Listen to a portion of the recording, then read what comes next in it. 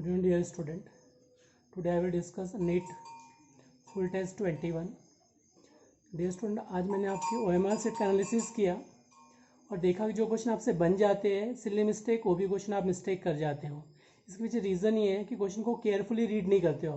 Question आपको आता है फिर भी आंसर रॉन्ग इसलिए होता है क्वेश्चन को केयरफुली रीड करो क्या दिया है उसमें. और सेकंड, बिना चारों ऑप्शन को रीड किए क्वेश्चन को टिक मत किया करो. चारों ऑप्शन रीड करने के बाद ही क्वेश्चन को राइट करके टिक करना है. ओके, तो दो में जो पॉइंट है उसको केयरफुल ध्यान से याद रखो आप. ओके, तो लेट अस आज के पेपर का एनालिसिस देखें. तो आज का पेपर अपने पास मॉडरेट लेवल का पेपर था, जो नीट एग्जाम में आता सेम लेवल का पेपर था. कोई ज़्यादा डिफिकल्ट नहीं था. कुछ क्वेश्चन मान सकते थोड़ा सा नीट लेवल से थोड़ा सा डिफिकल्ट पेपर था. ओके, तो let us discuss one by one question. Question 46 को देखो क्या पूछा है इसमें. 46 में among the following the one that give positive iodoform test is. Okay, तो पॉजिटिव आइडोफॉर्म टेस्ट कौन देगा इसमें. देखो कंडीशन के आइडोफॉर्म टेस्ट के लिए, condition for iodoform test presence of CH3 C double bond group होना चाहिए या presence of CH3 OH group होना चाहिए. और पी ग्रुप में भी क्या हो सकता है, may be hydrogen, may be alkyl part, may be aryl part, but never be lone pair appearing species. Okay, lone pair appearing species नहीं होना, जैसे NH2 नहीं होना चाहिए. फर्स्ट अटैच वैलेंसी के बाद लॉन पेयर नहीं होना चाहिए. OCH3 लॉन पेयर नहीं होना चाहिए. ओके, ये अपने पास OH नहीं होना चाहिए, लॉन पेयर नहीं होना चाहिए. लॉन पेयर होने से C डबल बॉन्ड के चार्ज को डिक्रीज कर देगा. तो ये कंडीशन आपको याद रखना, ये नहीं होना चाहिए, अदरवाइज हेलोफॉर्म टेस्ट शो करेगा. ओके, तो अब देखते हैं पहले ऑप्शन में. देखो मुझे क्या चाहिए, presence of CH3 C double bond O group चाहिए, CH3 OH ग्रुप चाहिए. तो देखो अपने पास ये ऑप्शन में पॉसिबल है क्या, नहीं, क्योंकि यहाँ पे क्या है, सेकंड नंबर पे, थर्ड नंबर पे हाइड्रोक्सी है, से 1 पे हाइड्रोक्सी है. इसमें क्या आपके पास फर्स्ट पे हाइड्रोक्सी है, बट फोर्थ में देखो ये ग्रुप प्रेजेंट है. डी ऑप्शन में देखो क्या दिया है, PH इधर क्या दिया आपके पास, OH दिया है. यहाँ पे क्या दिया आपके पास, OCH3 दिया. यहाँ पे क्या दिया है, OCH3. अब इस पर जब रिएक्शन करोगे आप I2 in presence of OH, तो ये बनाएगा पहले हाइपो आयोडस एसिड. इसका काम क्या है, HOX का हाइपो हेलस एसिड का काम क्या है, इस एल्कोहल को ऑक्सीडाइज करके कीटोन में कन्वर्ट कर देगा. इसमें कन्वर्ट कर देगा कीटोन में. ओके, देन फिर आयोडीन का जो यूज है, ये क्या करेगा आपके पास, इलेक्ट्रोफाइल जनरेट करेगा, कंप्लीट क्लोरिनेशन. तो क्या करेगा, 1 by 1 complete chlorination of methyl group. तो ये क्या करेगा, CH3 इधर क्या होगा आयोडीन, इधर भी आयोडीन, इधर भी क्या होगा आयोडीन. ओके, अब देन OH निगेटिव क्या होगा, यहाँ पे अटैक करेगा, ये बॉन्ड को इधर शिफ्ट करेंगे. तो ये क्या बन जाएगा, PH इधर क्या आ जाएगा O निगेटिव, यहाँ पॉजिटिव चार्ज इधर क्या आ जाएगा आयोडीन, इधर भी क्या है आयोडीन, इधर भी क्या होगा आयोडीन.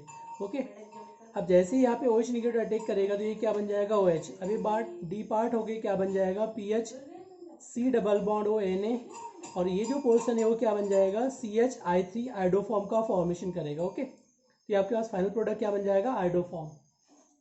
अब ट्रिक क्या है इसके लिए, देखो ट्रिक क्या है, आइडोफॉर्म टेस्ट के लिए ट्रिक है आपके पास कि प्रेजेंस ऑफ जो भी ग्रुप यहाँ प्रेजेंट है उसकी जगह ONA अटैच करना है. ओके, देखो इसमें भी क्या किया अपन ने, PH इधर क्या दिया आपके पास OH, इधर क्या दिया है CH3.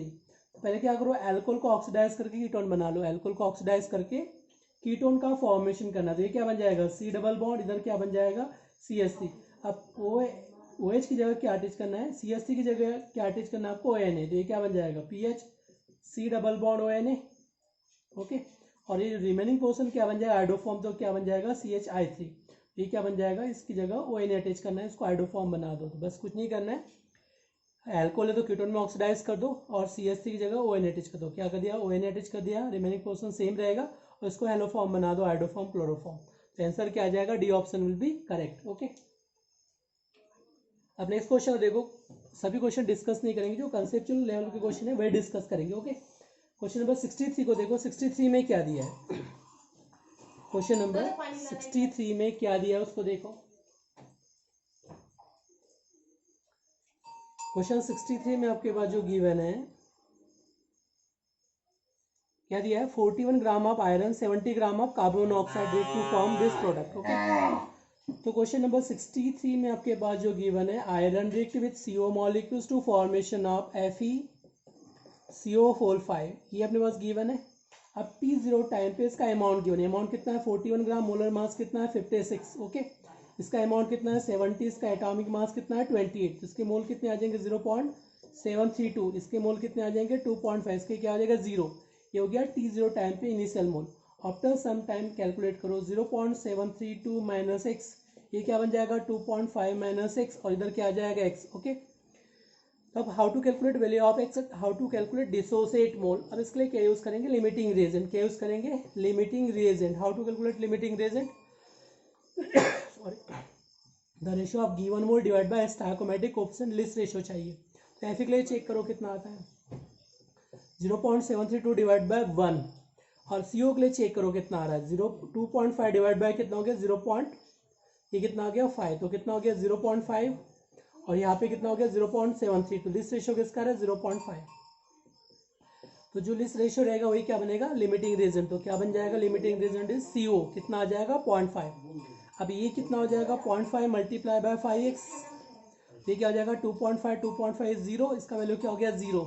इसको माइनस किया तो कितना हो गया 0.232, इसके मोल आ गए Fe के, मतलब एक्सेस अमाउंट में कौन बचा है Fe, तो एक्सेस अमाउंट में क्या है Fe है। अब मोल का फॉर्मूला क्या अपने पास, given weight divide by molar mass atomic mass, के मोल कितने आ गए 0.3232। मुझे अमाउंट फाइंड आउट करना है, एटॉमिक मास कितना है Fe का 56, तो इसको 56 से मल्टीप्लाई करो तो वेट कितना आ जाएगा इसका 0.232 मल्टीप्लाई बाय 56, तो यह आ जाएगा 13 ग्राम। कितना आ जाएगा 13 ग्राम। तो अमाउंट कितना बचेगा आपके पास रिमेनिंग 13 ग्राम, जो एक्सेस अमाउंट में Fe का। तो क्या आ जाएगा, D option is correct. Okay, question number देखो 69 को 69 में क्या दिया है। क्वेश्चन 69 में आपसे पूछा है तो original bond length does not changes with lone pair. Okay, which of the following species presence of lone pair does not affected idealise bond angle. Okay, तो किसमें आइडियलाइज बॉन्ड एंगल अफेक्टेड नहीं होगा, ये आपको फाइंड आउट करना है question 69 में। Okay, तो चेक करते हैं सभी के लिए, देखो क्या क्या दिया है इसमें। क्वेश्चन नंबर 69, तो क्वेश्चन 69 में देखो क्या दिया आपके पास, PF3 दिया है, इसका हाइब्रिडेशन देखो कितना हो गया 5 + 3 कितना हो गया 8, तो हाइब्रिडेशन क्या है इसका sp3। ओके, अब सेकंड में आ जाओ, इसका हाइब्रिडेशन क्या होगा sp3, तो टेट्राहेड्रल फॉर्म में रहेगा। ओके, पर टेट्राहेड्रल फॉर्म में क्या अपने पास 3 फ्लोरीन है, 1 2, इधर क्या होगा 3 फ्लोरीन, और एक क्या होगा lone pair, but bond angle क्या होगा डिक्रीजेस, बॉन्ड एंगल डिक्रीज कर देगा due to presence of lone pair bond pair repulsion. Okay, अब सेकंड में आ जाओ BRF3, क्या दिया है BRF3। अब इसका हाइब्रिडेशन देखो कितना है 7 + 3 कितना हो गया 10, तो हाइब्रिडेशन क्या मिलेगा sp3d, क्या मिलेगा sp3d, तो क्या बनेगा ट्राइगोनल बायपिरामिडल, क्या बनेगा ट्राइगोनल बायपिरामिडल। तो यहाँ पे देखो देखेंगे कि लॉन पेयर कितना है ब्रोमीन के पास, आउटर मोस्ट में 7 इलेक्ट्रॉन्स है और फ्लोरीन 3 अटैच है, तो 1 फ्लोरीन को अटैच कर दिया, 2 को 3 को, लॉन पेयर कितने बचेंगे 2। तो ये बॉन्ड एंगल क्या करेगा यहाँ पे भी डिक्रीज कर देगा, बॉन्ड एंगल को डिक्रीज कर देगा due to bond pair lone pair repulsion. Okay, ये बॉन्ड अफेक्टेड हो जाएगा, देखो due to presence of this lone pair, ये क्या होगा कुछ डिक्रीज हो जाएगा, दिस फ्लोरीन का 90 डिग्री कुछ डिक्रीज हो जाएगा। ओके, लॉन पेयर से क्या होगा, ये जो 90 डिग्री का बॉन्ड एंगल है, this lone pair due to presence of this lone pair bond angle decreases. Okay, अब नेक्स्ट पे आ जाओ जेनॉन पेंटा IF5 की बात करेंगे। ओके, तो IF5 में देखो हाइब्रिडेशन कितना है 7 + 5 कितना हो गया 12, तो क्या मिलेगा sp3d2, तो क्या मिलेगा ऑक्टाइडल, क्या बनेगा ये ऑक्टाइडल बन जाएगा। तो इसमें चेक करते हैं, ऑक्टाइडल में चेक करते हैं कितने फ्लोरीन है 5 फ्लोरीन है, और आउटर मोस्ट सेल में कितना एक लॉन पेयर, तो यहाँ पे एक लॉन पेयर को रख देंगे, यहाँ पे क्या होगा फ्लोरीन फ्लोरीन फ्लोरीन, इधर भी क्या फ्लोरीन इधर भी फ्लोरीन, तो भी क्या होगा इसके 90 डिग्री बॉन्ड एंगल को क्या कर देंगे डिक्रीज कर देंगे, ये lone pair 1 lone pair 90 degree bond angle को डिक्रीज कर देगा। ओके, अब आ जाओ जेनॉन टेट्राफ्लोराइड की जब बात करेंगे तो कितना इलेक्ट्रॉन है 8 + 4 कितना हो गया 12, तो हाइब्रिडेशन क्या मिलेगा sp3d2, तो आपने हाइब्रिडेशन बना दिया sp3d2, जेनॉन को यहाँ अरेंज कर दिया, फ्लोरीन को अरेंज कर दिया, फ्लोरीन फ्लोरीन फ्लोरीन, तो लॉन पेयर से नो इफेक्ट, जितना डिक्रीज यहाँ पे कर रहा है इसका मैग्नीट्यूड इसको कैंसिल आउट कर देगा, तो जो ओरिजिनल बॉन्ड एंगल है वो क्या होगा नो इफेक्टेड, उसमें बॉन्ड एंगल पे कोई इफेक्ट कॉजेज नहीं करेगा, जो 90 डिग्री बॉन्ड एंगल हो सेम के सेम ही रहेंगे स्क्वायर ट्रांसस्ट्रक्चर बनने की वजह से, इसने लॉन पेयर को कैंसिल आउट कर दिया इसके रिजल्टेंट को। ओके, तो नो इफेक्ट। अब इस केस में देखो जेनॉन डाइफ्लोराइड की बात करेंगे XeF2 की जब बात करें तो 8 + 2 कितना हो गया 10, तो यहाँ पे भी क्या बनेगा ट्राइगोनल बायपिरामिडल, क्या बनेगा ट्राइगोनल बायपिरामिडल 8 + 2 2, तो यहाँ पे फ्लोरीन को अटैच कर देंगे, फ्लोरीन को एक लॉन पेयर यहाँ रखेंगे, lone pair lone pair, lone pair ने लॉन पेयर को कैंसिल आउट कर दिया, तो फ्लोरीन का जो बॉन्ड एंगल है 180 डिग्री का 180 डिग्री रहेगा, no bond angle changes with presence of lone pair. तो क्या आ जाएगा 4 और 5 में जो बॉन्ड एंगल है ओरिजिनल बॉन्ड एंगल जो एटम्स है उसका चेंज नहीं होगा। ओके, तो क्या आ जाएगा 4 and 5, B option will be correct, answer will be B option will be correct. Okay, next question discuss करेंगे 73। क्वेश्चन 73 को देखो, 73 में क्या दिया है। क्वेश्चन नंबर 73 को देखो, क्वेश्चन 73 में आपके पास गिवन है उन पासिंग। ओके, क्वेश्चन 73 आपके पास इलेक्ट्रोलाइट दिया है KCl। Okay, according to Faraday law W/E = Q/F। Okay, तो आपके पास पोटेशियम का अमाउंट कितना डिपॉजिट करना है, 19.5 ग्राम पोटेशियम, मोलर मास कितना 30 और एन फैक्टर कितना इसका 1 है। तो इक्विवेलेंट वेट क्या होता है, how to calculate equivalent weight, molar mass by n factor, n factor कितना इसका 1 है, तो 1 रख दिया। तो Q/F तो कितना आ जाएगा 96500 फेराडे कांस्टेंट, तो Q कैलकुलेट कर लिए तो कितना आ जाएगा 48250 कूलम्स। ओके, इसका मतलब है KCl सॉल्यूशन में से पोटेशियम के 19.5 ग्राम को डिपॉजिट करने के लिए ओके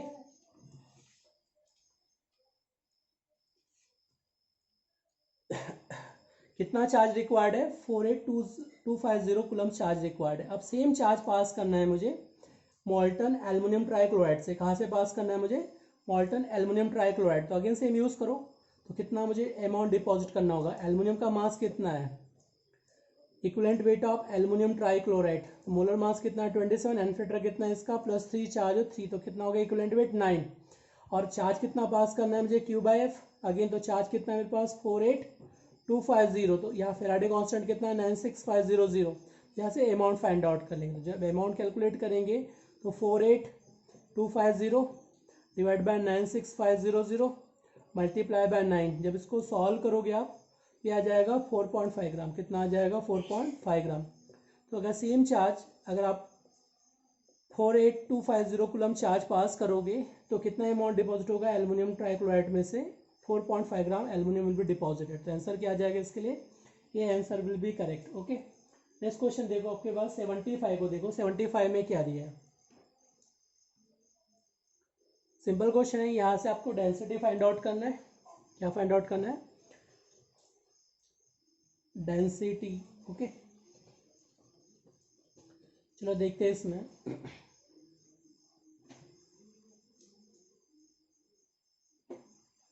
क्वेश्चन नंबर 75।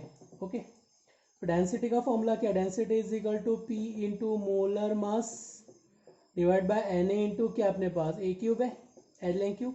डेंसिटी कितना दिया क्वेश्चन में 6.25।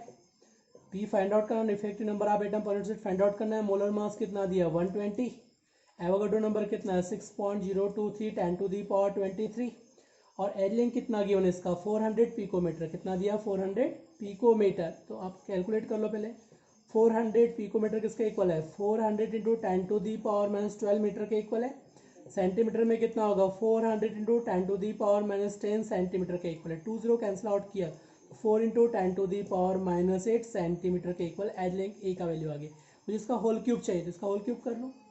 तो क्या करोगे यहाँ पे, ये कितना वैल्यू आ गया 4 इंटू 10⁻8 का होल क्यूब। ओके, तो ये पावर कितना हो गया 24 माइनस 8, 24 ये कितना है 23, तो क्या होगा 4 का क्यूब 64, ये कितना है 64 और 10⁻1 रिमेनिंग बचेगा। तो मुझे P फाइंड आउट करना है, तो P को कैलकुलेट कर लो, कितना हो जाएगा 6.25, यहाँ पे 6 बचा है, इधर 6.4 बचा है, डिवाइड बाय कितना हो गया 120, तो क्या आ जाएगा वैल्यू ऑफ P, मल्टीप्लाई तो कितना हो जाएगा 240 और ये कितना है 120, तो कितना आ जाएगा 2, तो P का वैल्यू कितना आ गया 2 आ गया। इसका मतलब क्या हो जाएगा, effective number of atom per unit cell कितना है 2 है। क्या है मेरे पास, effective number of atoms per unit cell, क्या है मेरे पास पर यूनिट सेल, तो कितना है पर यूनिट सेल कितने मेरे पास 2 है। ओके, ये क्या बन जाएगा बॉडी सेंटर्ड क्यूबिक, क्या बनेगा बॉडी सेंटर्ड क्यूबिक स्ट्रक्चर बन जाएगा। तो क्या आ जाएगा इसके लिए, B option will be correct. क्या आ जाएगा, B option will be correct. Okay, अब आ जाओ 75 के बाद आ जाओ 82। क्वेश्चन नंबर किस में आ जाओगे 82 नंबर को देखो। 82 नंबर में क्या दिया है क्वेश्चन 82 में, 82 में आपके पास गिवन है, अच्छा क्वेश्चन इसको ध्यान से देखो। अगर मेरे पास ए से पी प्रोडक्ट फॉर्मेशन हो रहा है, रेट कांस्टेंट का वैल्यू कितना दिया है 10⁻³ मोलर सेकंड इनवर्स। तो इसका मतलब रेट कांस्टेंट क्या होता है के इंटू कंसंट्रेशन ऑफ ए की पावर 0, क्योंकि ये मेरे पास क्या है dx/dt। ओके, और के इंटू क्या होगा कंसंट्रेशन, तो कितना हो गया 1। रेट कांस्टेंट क्या हो जाएगा, it is number of moles upon volume, तो ये क्या हो जाएगा मोलर, और यूनिट क्या बन जाएगा सेकंड इनवर्स। दैट मीन्स क्या होगा zero order reaction, that means reaction belong to zero order reaction. क्या हो जाएगा जीरो ऑर्डर रिएक्शन है। अब जीरो ऑर्डर रिएक्शन के लिए रिलेशन क्या होता है, C T is equal to C not minus K T का रिलेशन है। ओके, तो मुझे क्या चाहिए, अगर सपोज ए से बी प्रोडक्ट बन रहा है, ए से क्या बन रहा है formation of product P. Okay, तो अगर मैं टी जीरो टाइम पे इसका कंसंट्रेशन सी नॉट ले लिया तो क्या मिलेगा जीरो। आफ्टर सम टाइम क्या मिलेगा सी नॉट माइनस एक्स, इधर क्या मिलेगा एक्स। ओके, अब टी हाफ चाहिए मुझे, क्या चाहिए टाइम टी हाफ, तो टी हाफ का मतलब एक्स का वैल्यू कितना हो गया सी नॉट बाय टू, तो क्या आ जाएगा ये सी नॉट बाय टू, और यहाँ पे क्या बन जाएगा सी नॉट बाय टू, तो सी नॉट में सी नॉट बाय टू, तो क्या मिलेगा सी नॉट बाय टू। ओके, अब वैल्यू पुट करो इस इक्वेशन के अकॉर्डिंग, तो क्या बन जाएगा C naught by two. Okay, और यहाँ पे क्या दिया है सी नॉट माइनस क्या दिया है के इंटू टी हाफ। ओके, तो के इंटू टी हाफ का रिलेशन क्या आ गया मेरे पास सी naught by two K equal आ गया। तो टी हाफ का रिलेशन क्या मिल गया मेरे पास सी नॉट बाय टू के, मैंने इक्वेशन फर्स्ट दे दिया, जो मुझे रिलेशन मिल गया C not is equal to K equal. तो यहाँ पे मेरे पास जो रिलेशन आ गया, reaction belong to zero order reaction है, और इसका जो वैल्यू आया वो कितना आ जाएगा C naught by two K equal. किसके इक्वल आ जाएगा ये सी naught by two K equal, इसका वैल्यू आ गया क्या आ जाएगा C naught by two K equal. Okay, तो एक रिलेशन मेरे पास आ जाएगा टी हाफ का रिलेशन आ गया मेरे पास सी नॉट बाय टू के। ओके, अब सेम इक्वेशन के लिए लगाना है मुझे 9/10 इंटरवल के लिए, कितना चाहिए मुझे 9/10। ओके, इसका मतलब क्या हो जाएगा सी नॉट माइनस एक्स, इधर क्या मिलेगा एक्स। अब यहाँ पे देखो क्या कहना चाह रहे हैं, 9/10 पार्ट डिसोसिएट, तो सी टी क्या बन जाएगा C not minus 9 C naught by क्या मिलेगा 10, कैल्शियम निकल तो क्या हो जाएगा 10 सी नॉट माइनस क्या मिलेगा 9 सी नॉट, तो क्या मिलेगा सी नॉट बाय 10। तो आफ्टर सम टाइम कंसंट्रेशन कितना आ गया इसका सी नॉट बाय 10, और ये कितना हो गया 9 सी नॉट बाय 10, इसका वैल्यू आ गया। अब यहाँ पे वैल्यू रखो C T is equal to C not minus K T. अब सी टी का वैल्यू कितना मिलेगा सी नॉट बाय 10, और ये कितना है C not is equal to K into time कितना है 9/10 times. Okay, dissociate to 9/10 times, time required is T. Okay, मुझे क्या चाहिए यहाँ पे K into T 9/10 is equal to क्या मिलेगा, ये मिलेगा 9 सी नॉट बाय 10 के इक्वल, क्या मिलेगा 9 सी नॉट बाय 10। तो मेरे पास 9/10 किसके इक्वल आ गया 9 सी नॉट बाय 10 इंटू के इक्वल, ये क्या होगा इक्वेशन सेकेंड। अब मैंने क्या किया equation second divide by equation first. Okay, तो रिलेशन आ चुका है मेरे पास। तो अब इसको देखो यहाँ पे रिलेशन दोनों आ चुके हैं। पहले में क्या है मेरे पास टी 9/10 टाइम्स किसके इक्वल आ जाएगा 9 सी नॉट बाय 10 के इक्वल। ओके, और यहाँ पे कितना टी हाफ का रिलेशन किसके इक्वल आ जाएगा मेरे पास सी नॉट बाय टी इंटू क्या आ जाएगा के इक्वल, इंटू क्या आ जाएगा सी नॉट बाय 2 के। तो के से के कैंसिल आउट हो गया, सी नॉट कैंसिल आउट हो गया, तो यहाँ पे रिमेनिंग क्या मिलेगा 9/2 डिवाइड बाय 10, तो कितना हो गया 18/10, तो कितना आ जाएगा 1.8। तो क्या मिलेगा मुझे relation 9/10 times is 1.8 times greater as compared to t half. तो रिलेशन ही आ जाएगा मेरे पास, B option will be correct. क्या आ जाएगा B option will be correct, answer will be B, answer क्या आ जाएगा बी। ओके, नेक्स्ट क्वेश्चन को डिस्कस करेंगे। क्वेश्चन नंबर 84 को देखो, 84 में क्या दिया आपके पास। ओके,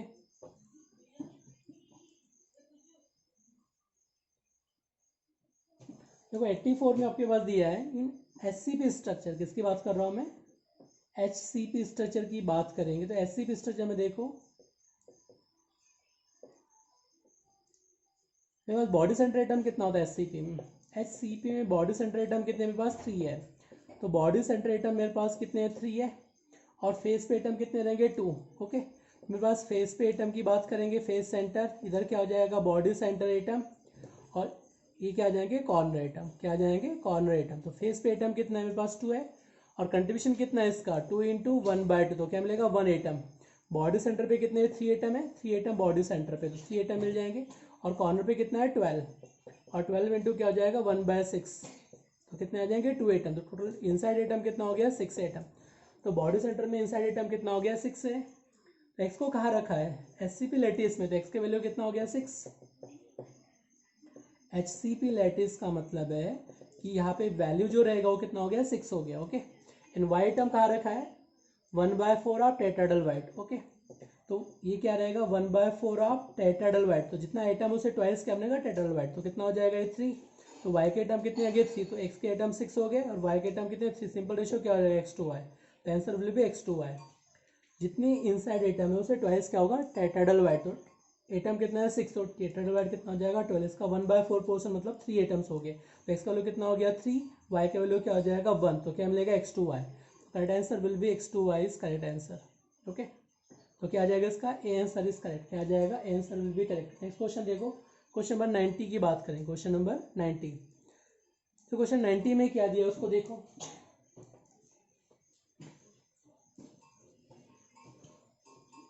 क्वेश्चन 90 में आपके पास गिवन है एक्सक्लूडिंग स्टेरियोइसोमर्स, किसकी बात करें एक्सक्लूडिंग